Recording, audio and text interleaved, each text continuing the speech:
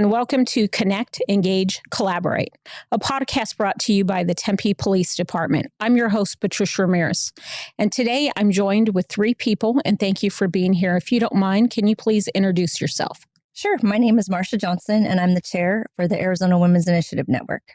Name's Hector Encinas, a sergeant with the Tempe Police Department, Public Relations Unit. I'm Lisa Groom.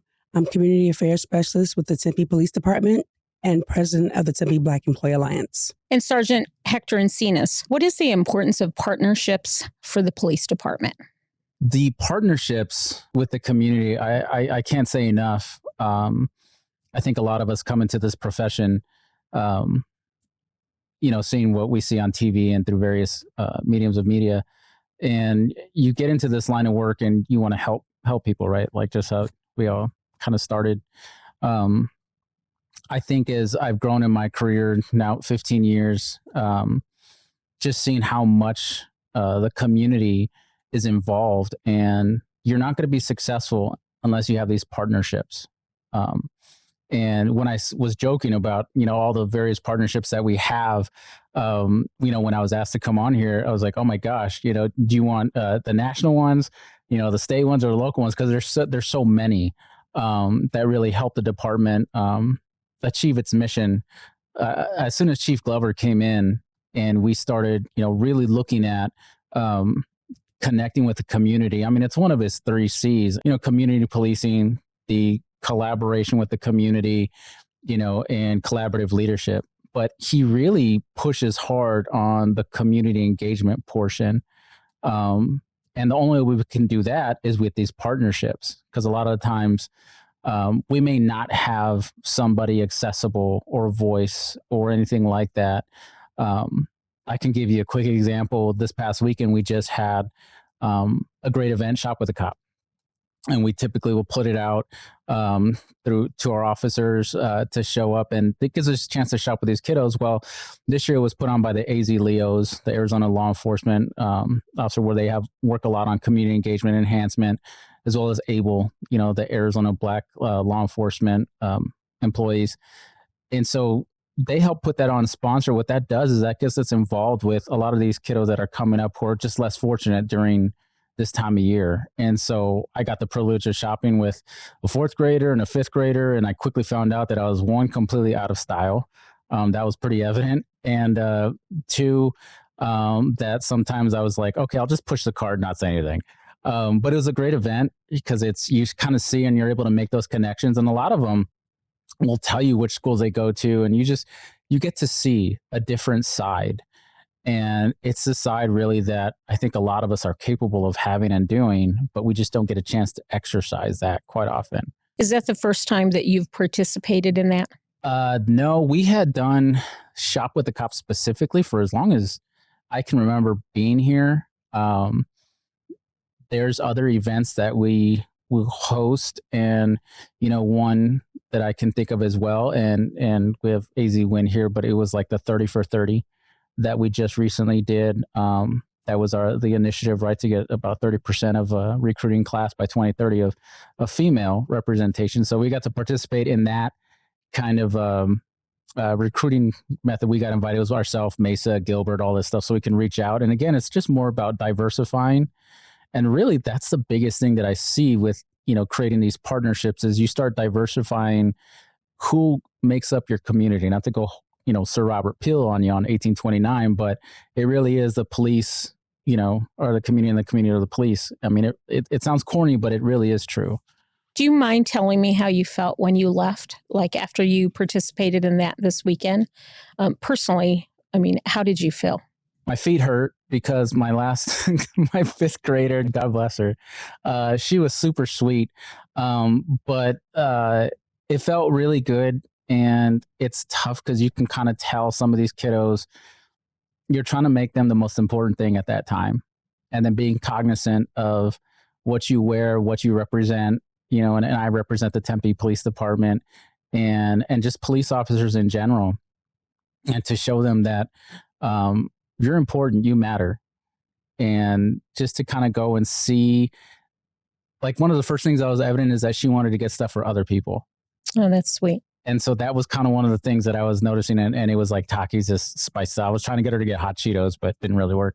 But she was going towards like the Barbie aisle, all these different aisles, right?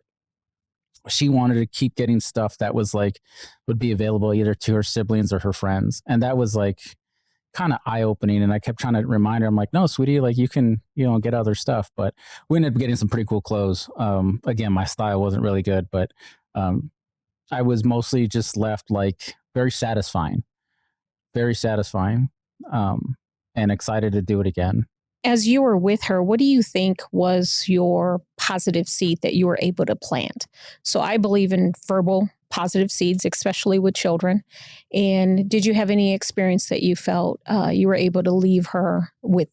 I kept trying to tell myself to listen. I wanted to sit there and whatever she wanted to talk about, or the other boy that I was taking her on, he was in 4th grade.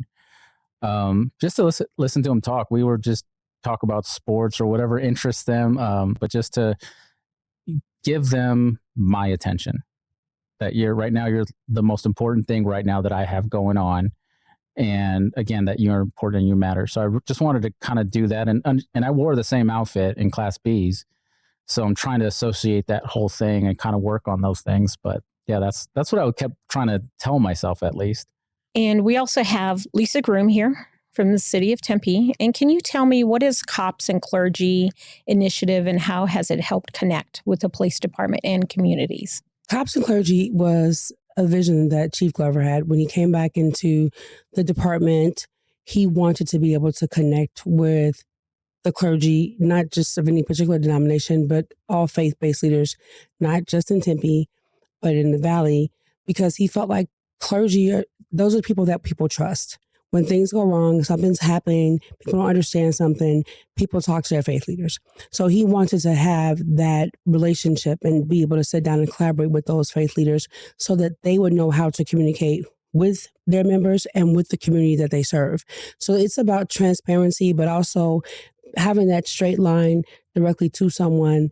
If something were to happen in the community and there was a question about it, they can contact the chief, or if the chief wants to get ahead of something, he can reach out to them. And knowing that people don't always understand how the police department works. People don't always understand, why we do what we do or what goes on. And there's some things we can't talk about, but having that direct relationship to be able to collaborate with faith-based leaders will create trust in communities that are marginalized. And honestly, I think his vision is to take it for it to be a national thing. So while it's starting in Arizona with Tempe, I think he sees something bigger for Cops and Clergy. Do you have any example that you could share with us in terms of that partnership and that relationship? An incident that took place in Tempe with a young lady. She was traumatized by it. Our police were really just doing their jobs. There had been a homicide, and the investigation, she was caught up in it because it happened where she lived. And she was pretty traumatized by it. And so one of the sergeants reached out to me and said, Lisa, I think you should talk to her. She's a Black woman, because I'm not, she's not understanding me. I'm not able to really relate to her, but I think you could. Reach out to her. And she said she was in counseling with her pastor, and her pastor in church had questions about what happened and why it happened that way.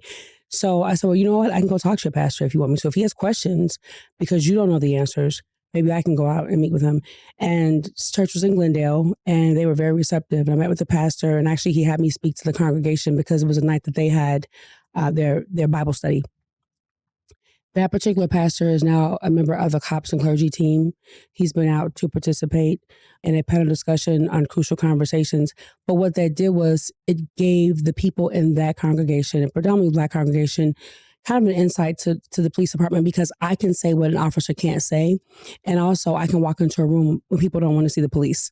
So for me to walk into this church and address and talk to people, just like I'm talking to you right now, they felt comfortable. And by the end of the night, because I did go with one of our officers, they were playing around the cruiser, playing with the lights and sirens and hugging us and welcoming us back. And since then, they've actually asked me to come back to participate in different community types of things they have going on. So that's an example of that relationship, because now that person, those people, that pastor, they have trust, and they also have a connection. They have questions, they can call the chief, or they can call me, they can get answers, and they know that we did our best to take care of their congregant. Do you know how someone in our community participates in that program? So if they also wanted to be a part of this team, do you know who they contact or how they can do that? Absolutely. They can email me, Lisa_Groom, GROOM, just like writing Groom, at tempe.gov. And they could also call the chief's office and let his executive assistant know. And we'll make sure that we get them on the list to be invited out, because it's important for us to have diversity on that team as well. So we want every community represented. We want all people of color represented, and we want all people, whether it's a female pastor or it's Jewish rabbi, whether it's a Muslim imam, whether it's an all-white church. We want everybody connecting to us. And that's how the community is going to heal. If we can bring all faith-based leaders into a room, we can really do a lot for this community. Thank you for that. That's wonderful. Can you also tell me, I know that you participate in the Tempe Black Employee Alliance and why they are in support with the Tempe Police Department? That's a good question, because it's been one of our biggest challenges. And I say that because when the Tempe Black Employee Alliance was formed in 2020, and it's late. We started talking in like 2018. 2020 was a hard year. And the city manager was ready to, get us going. And we had some delays. And at that point, Jeff Glover was commander when we first started talking about it. So he left and he came back.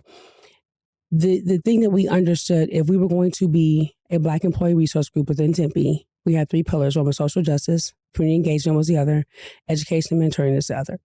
But we knew that with the climate and policing, that Tempe Police Department, and at the time I wasn't in the police department, but that these were our colleagues. So how are we going to be an organization that stands for social justice and at the same time not be anti-police, because these are our colleagues, right? Because we don't want to come across that way, and we weren't. So, there was some doubt that the police department would really embrace what we were doing. But I had a meeting with the president of Tempe Officers Association, Robert Ferraro.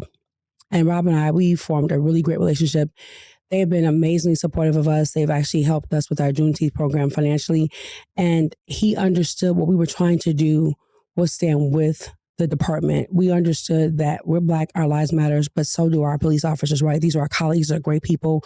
We believe in our department, and they need to heal too, right? So, as much as we need to heal, so do they, and so does this community.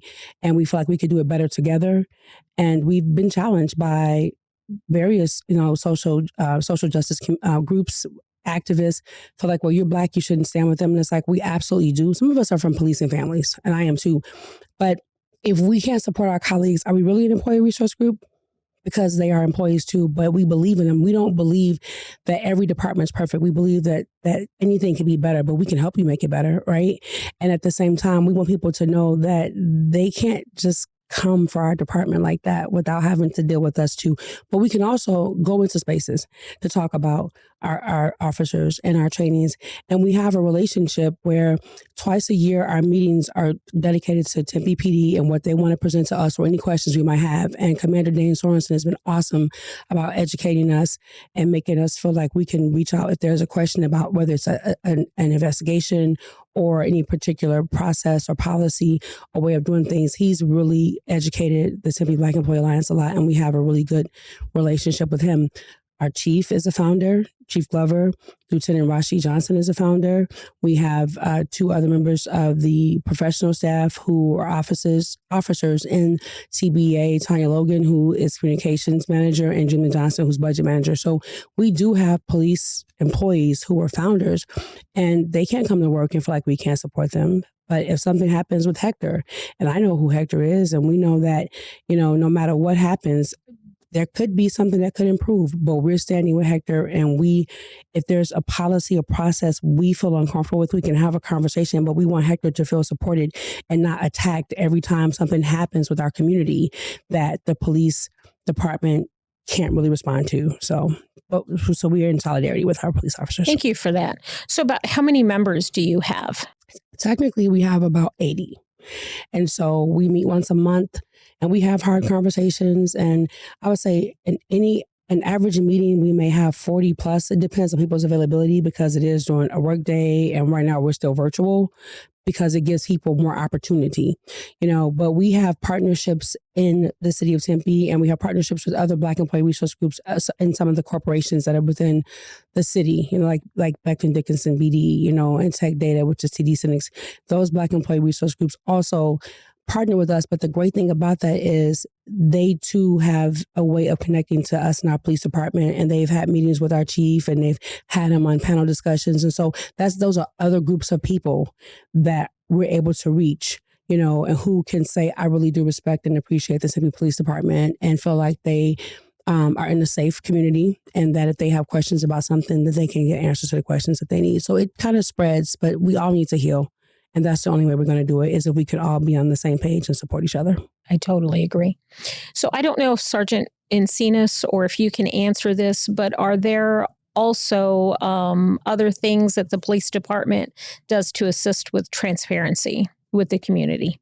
I sit on the Force Review Committee. And so I am one of the, I think, very few, first I think it was the only person that wasn't sworn to sit in the committee and be able to say, hey, this is what this looks like to me as a civilian if I'm walking on the street and I see this kind of behavior. And so what I appreciated about that time when Dane Sorensen pulled me into that committee was that he could hear that and say, maybe that's something to look at. I've been able to look at body-worn camera footage. If I've gotten calls from East Valley NAACP, they really are supportive of the police department, and they really appreciate Tempe because, in the words of one of their board members, Tempe Police Department is the most transparent and accountable that he's ever seen in the police department in Arizona. And that is because when there was an incident, I was able to pull body-worn camera footage, and I was able to look at evidence, and someone had filed a complaint with them against our police department. They reached out to me, and we had them come in, take a look at everything, and they were able to calm everything down and just pretty much kick that back and say the Tempe Police Department did everything they could. They did things right. You may not like what happened, but it wasn't the fault. It wasn't the fault of our department or our officers. What he appreciated was the fact that we will allow them to come in and see, and some agencies may not be as open to that. The same with the African American Advisory Committee in Tempe. They meet at the museum. They are a group of older residents who have a lot of history in Tempe. And they actually wrote a book, The History of African Americans in Tempe, going back to the first family who lived here. And so generationally, they've been in this town, but they still really appreciate our department. They never have an event where they don't have police there to engage. We bring out the Camaro and the funky cruiser with all the camouflage on it, and we have PD and fire there to engage with the community. They feel safe with the community, with the police department there.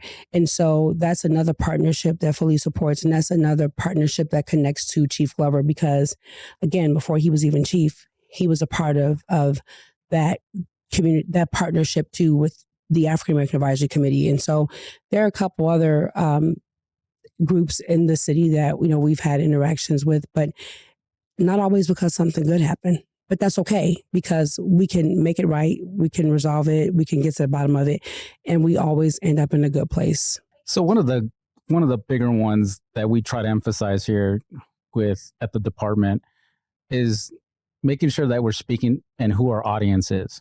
Right. So a lot of it is we want to speak to Tempeans, people who are here. And so we talk about groups and collaboration. One of the ones that has been really pushed and Chief Glover brought in, the Chief's Office of Community Policing. That was made in order to enhance a lot of our relationships through HOAs. Now, a lot of people laugh when they get HOA because you have how much is your HOA payment? You're like, oh, dude. But for us, we use them to hold community events. So what I mean by that is we have Sharna Warner, and we're on this huge email distribution list. So whenever the chief or the department or we have some stuff that we got to talk to the community directly to. Because I think that's one thing, our communication, it's got to improve. And we've been trying to get better at that. But a lot of us are guilty of just using social media. Well, social media isn't always the best conduit, right? it still doesn't negate the face-to-face. It makes you feel, again, like you're important, just like that kiddo. So when we get with these communities, these HOAs, and sit down and have a designated place, you're giving them a voice. You're giving them an opportunity to sit there and say, hey, I feel like this. Many times there's a lot of time where we think this is what they're curious about, this is what they want to address, and we're completely wrong. And so it has that ability to be like, oh, okay, so we connect with all the HOAs here and all the smaller communities. And so what that does is, again, we talk about enhancing and enhances growth, as well as, here's another one that we've brought, the Rotary programs. They are in constant communication with our PIO office, just kind of going through like, how can we help? What do you guys need? We just had a donation of a backpack drive, which we gave to a bunch of kiddos down here in the Guadalupe area, you know, trying to help those kids out there. But people are contacting the police department from different groups, just kind of almost saying, how can we help? The Tempe Diablos is another one that we partner up with frequently. I mean, they're in there constantly donating, specifically with Shop with a Cop. I think it was like last year they gave, you know, one of those giant like cardboard checks. But either way, we got that, and that was indirectly to support that. And you can't put a price tag on that. You really can't, because it does help us, because sometimes we have narrow vision sometimes, and it takes a fresh set of eyes and adapting and looking at different ways to kind of do things. So I think that's what's been really nice with Chief Glover, is pushing that of like, hey, let's get back out there in the community. And Lisa keep using the word heal. And I think that's very true, but because we can heal together. But a lot of times it's just us being human. You hear that term a lot, humanizing policing. Yeah, we are human. I was just joking with some of the folks here today. It's like, I have kids. They love Power Rangers. You know, I'm just as nerdy as the next person. You're right. It's like, this is what I do for profession. But outside of here, I'm Hector, you know, and I have a family, and I have likes and dislikes, like the Arizona Cardinals. They're not so good right now. It hurts my feelings, but I'm just like any other person. Okay, but Hector, the Arizona Cardinals, though, they do a lot in Tempe. They do a lot in Tempe. They do a lot in our community. The police department, we come out with them in TBA, and they come out and they bring nice, fun things for our kids to do. They got to get those W's. And they actually even go into, we connect with them through the ACAC, which is the All City Athletic Conference, where it's TBA and the police department and one of our middle schools. So Cardinal's been really good at connecting with us. And then, you know what else? We have Cops and Clergy, and we have Fulfillment and Training. We have some really good partnerships that have with Fulfillment and Training. Is how we connect with the Cardinals. But I honestly feel like the basketball game we did last year with the youth versus police department was hilarious. And that's over at Escalante Center. So lots of things that we're doing in the community, including them. Thank you. So the three of us here, we are City of Tempe employees, and we're talking about relationships, and we're talking about transparency. In here, we have Marcia Johnson coming in, and I wanted to introduce you as well, or have you introduce yourself. I know you are here from Arizona WIN, but can you explain what is Arizona WIN? Sure. Arizona Women's Initiative Network was started in about 2014. And it was brought on as a realization that many women, as we were talking about 30 by 30, many women were not staying in the first 5 years. So how do we retain and recruit women to stay? And then how do we promote them? And that was the next thing that we were looking at. And then we needed to have a mentorship for those who wanted to promote. So we had more women that had already gone through those ranks coming in and helping those in the first 5 years, or then, you know, from 5 to 10 years, what is, you know, and help give them through that plan of what they want to do. And we wanted to provide training, not just for women, but for men and women alike. And then we just needed a conduit in order to help that. And so AZWIN started about 2014. It was a very small organization. It was very informal. Just a bunch of, you know, I'd say a bunch. It was, like you said, you had about 8 people. And I want to say what's about what we were. Maybe we had 14 to 15 at one point. And then we had a board that was instituted. And actually, Chief Glover was on the board, one of the first board members, and the only male on the board. But he was very much involved and wanting to help promote women in law enforcement, not just here at Tempe, but around the state of Arizona as well. So that's pretty much how we got started. And currently we still do training. We do quarterly trainings. In fact, we just had one last week where it was more of a tactical training, but it was hosted by the city of Phoenix. And we had 19 women at the shooting range and getting some extra one-on-one time with firearms instructors, just where they felt like they were very comfortable, at ease, and they weren't competing with other men or other women, really. They just had a great environment because they were all AZWIN members that were doing this training. I feel like this speaks from your heart. And so I'm going to ask you if you could share with us your background in terms of how you came into this. So if you don't mind, I do believe you're retired. I am. And yes. so can you share a little bit of your own background and why this spoke to your heart? I was with Arizona Department of Public Safety, and I did retire December 31st, 2021. So I'm coming up on my year anniversary of the Paycheck of the Month Club. It's fantastic. But I worked for DPS for over 21 years. And in that time, I had promoted to sergeant. I was a trooper for over 10 years and a trooper paramedic, flew on our helicopter, and went to sergeant, where I was over our employee assistance program. And it was then that AZWIN was starting to form. And my boss, who was the human resources manager for the department, asked me, would you please come with me to this AZWIN meeting? I don't know what it's about. And that's where I got to meet Chief Masters, Chief Glover, some other prominent women around the Valley that were of high ranking in other agencies. And I felt totally out of place because I was just a sergeant. And here I'm surrounded by assistant chiefs, commanders. Who am I to be talking to these women? And they actually circled me and brought me into their group, started mentoring me. And that's how I ended up promoting to captain. I ended up retiring as a captain with the department, but I've always wanted to give back. And so I have come along other women, not only at the Department of Public Safety, but Tempe Police Department, Phoenix Police Department, Maricopa PD, Glendale PD, just women that have reached out asking for some assistance in order to promote from officer to sergeant or from sergeant to lieutenant, whatever it is that they were going for. So I do have a heart with it and it's not just about women. That's what's interesting is AZWIN was never really just about women. It's really about having that mediation between men and women in law enforcement. And when women want to promote, we look at everything. Okay, what is the qualification? Well, I need this, this, this, and this. Well, I do have all that, but women will tend to wait to make sure that they have all the qualifications. Very true. Before they will even test.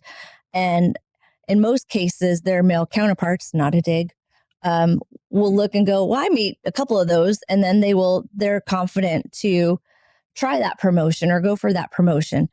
And great, that's great, because I wish women were more confident to say, you know what, I can do this. I got that. And that's why AZWIN is there, not only for women to promote, but to help men promote too. And then mediate in between. Because let's face it, we all communicate very differently. When we're on a scene, if Hector and I were on a scene together and it's a very tense scene, we're going to respond very differently. Even though we have similar training from the same academy, we're still going to respond differently. And we have to be able to communicate with one another. Why did we respond that way? Because it could raise tension. And so that's another reason why AZWIN is there. So what do you think are some challenges that women face? And even probably going back to 20 years when you were in the academy, if you don't mind, can you share with us some challenges? I think for most of us, we have this imposter syndrome that we don't think we're good enough or belong, which is not true, because if we weren't or didn't belong, we wouldn't be there. But yet we think, man, today people might find out I really don't deserve this promotion. That's not true. You've been prepared. You've taken the training. You went through the process. You came out 3 or 4 or number 1, you belong. So we lack self-confidence. And that's where that imposter syndrome comes into. We also feel like we're under attack every single day that we go to work. And the truth is, we're not. We truly are not under attack, but we feel that way. And when I say under attack, it's not by the community. We feel like we're being judged by our counterparts, men and women. And to be quite honest, the worst part is women attacking women. It's not our male counterparts attacking us. It's the women. And AZWIN has really tried to change the culture of that and saying, we actually need to come alongside each other instead of backbiting and stabbing each other in the back. And that happens so often. And I remember I'm guilty of it too. In the beginning of my career, when new female troopers were coming on, I didn't really pay attention to them until they proved to me that they could do the job, which I think looking back now is a bit ridiculous. Instead of where I should have come alongside them and say, hey, these are the mistakes I made. Let me help you not make those same mistakes and help you with your career and keep you past the 5 years and the 10 years, and then maybe help you promote. I wish I hadn't done that. But I did, because that was the culture then. And so if it's one thing that was my mission with AZWIN as the chair is we really have got to stop tearing each other down, women, because that's not helping anyone. We really need to come alongside each other and help change the culture that way. So those are some of the challenges that I've seen. So you had a long, successful career.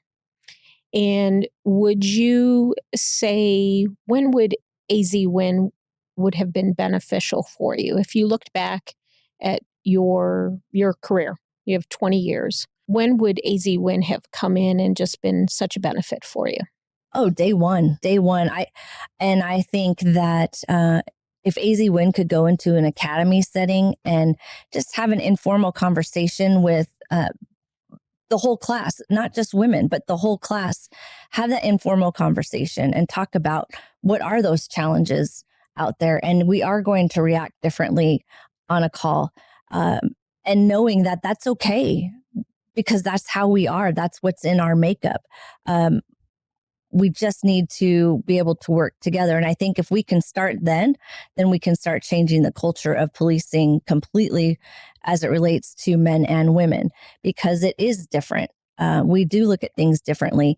And then I would know that I have somebody there who's already walked the walk, talked the talk, that if I have a conflict, or if I have a professional standards investigation or internal affairs, depending on where you work, what they call it, I've got somebody I can reach out to that's maybe not with my agency, and somebody I can trust and go, hey, what's next? How do I do this? Or if I need peer support, but I don't want peer support from my own agency, I can reach out to AZWIN.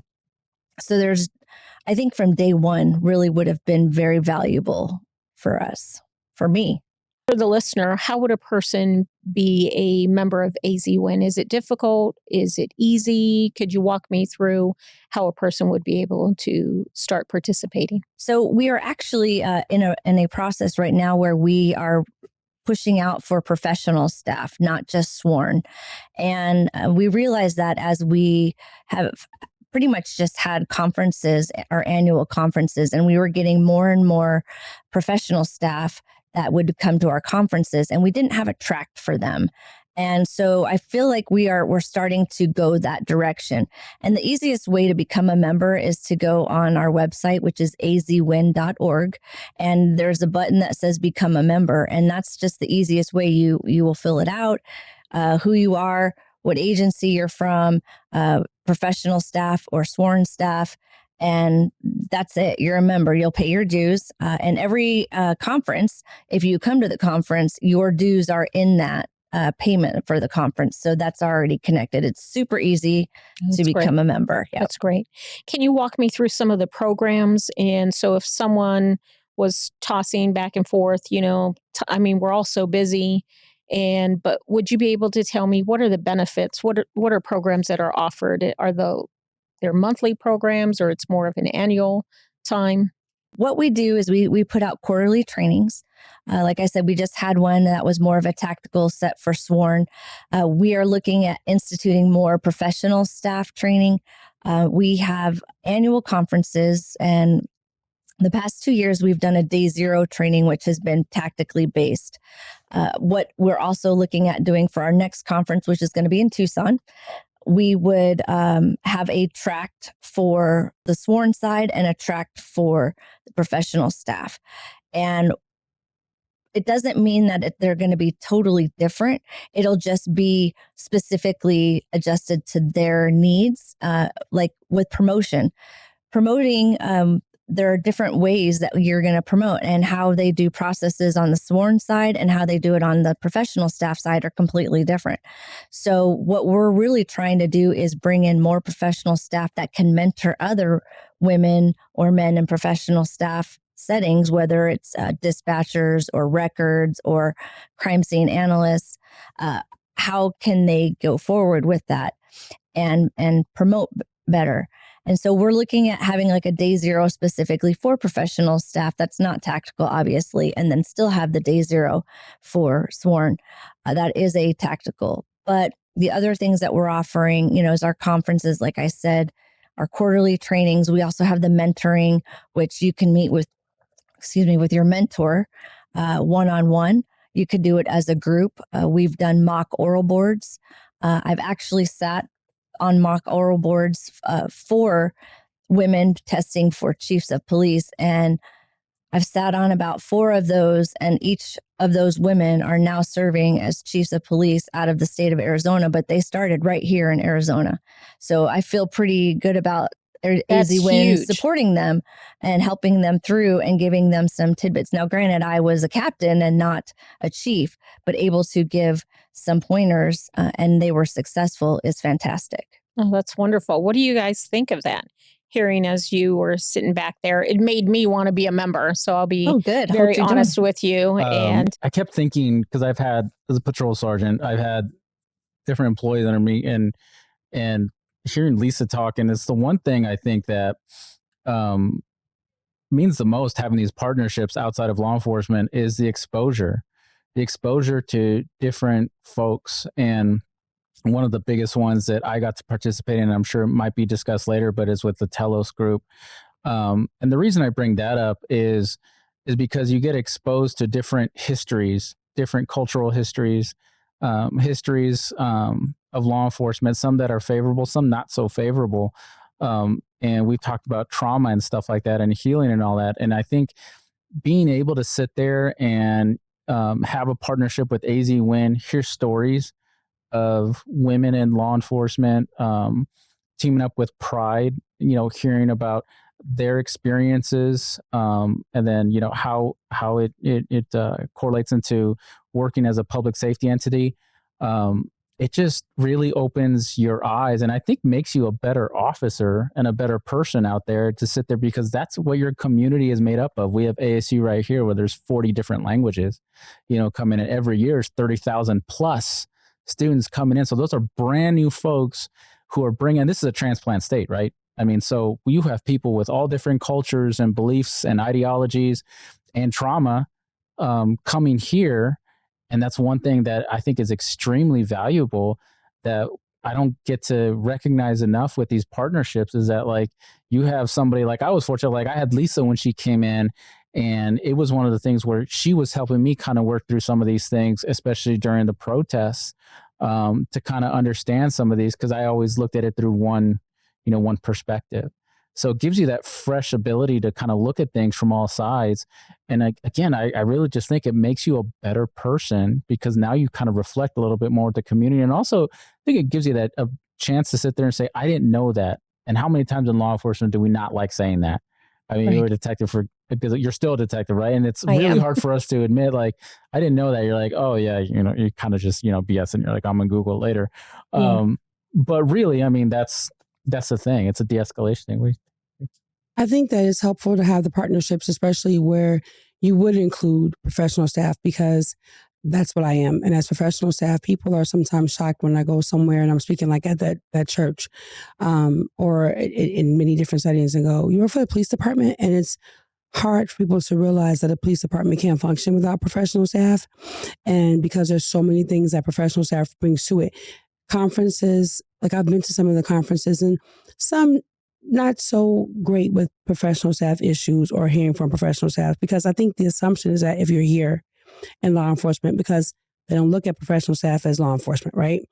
And they don't always include a lot, but like I've been to AZWIN conference. I went to one, and N.O.B.L.E, the National Organization of Black Law Enforcement Executives. And I was like, wow, am I really a Black law enforcement executive when I'm not really an officer? But to be able to go to conferences, to learn things about how things are done, how investigations are done, it's kind of eye-opening for me as someone who's professional staff, but it gives me the opportunity to, from a different lens, to see what our department really does. And I can take pride in it, right? Even if that's not my role, I can take pride in understanding how things are getting done, how we investigate things, what goes, into policing, not just a community, but also being able to hold on to your particular agency's mission and values, because every agency, it kind of shifts, right?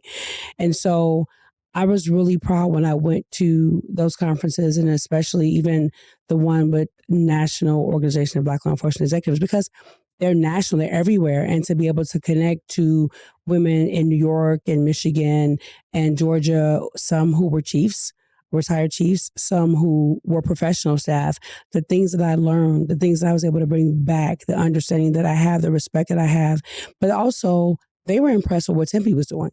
There were certain agencies. Chief Glover's in that, right? He's actually the second vice president of N.O.B.L E. And actually, there were some departments that were like, wow, Tempe's doing this or Tempe's got that.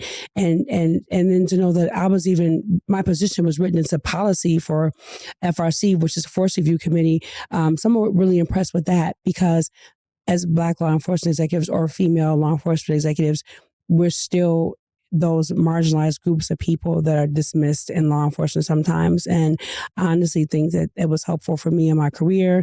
And it also helps me to be able to support Hector, and to understand his role and to support the chief and to be able to support you, Patricia, in my role. Because again, I can get into spaces maybe you can't always, or you aren't appreciated in, but I can definitely speak to what you do, how important and how significant it is, and that it's not what people think all the time. So there's an education piece that we bring to it when we learn and we know. But I wanted to add real quick, when you were talking about ASU, if you don't mind. Absolutely. When you talked about, where would AZWIN be for me? Where could it have been beneficial? I really think that when you look at how big of a campus Arizona State University is and has become since I graduated many, many years ago, as I'm driving here this morning going, that's a new building. That's a new building. What is that? I don't even know what these buildings are. And I ran track right here for ASU, and none of it looks the same. But Arizona Women's Initiative Network and N.O.B.L E and A.B.L.E and the Latino Police Officers Association, think about going in to these universities and starting these conversations, whether or not we're having it in the criminal justice programs, or maybe the criminal justice program offers a day where we come out and we have tables up and we're open to the entire campus for them to come in and meet us and introduce themselves. And we introduce ourselves and what we believe we can bring value to these students that are here in Tempe, and help them understand our culture and the police culture, but then them help us understand their culture and the student life. And think of how we could accomplish so much if we would do things like that, instead of being so divisive and tearing each other apart. Just because I wear a badge or you wear a badge, I'm still a human. I'm still, like Hector said, he's a father, he's a husband. He likes to nerd out on things. I don't even know what he was talking about. So if he's nerding out on things I don't even know what they are, then I must be the bigger nerd. But, I'm a wife. I am a mom.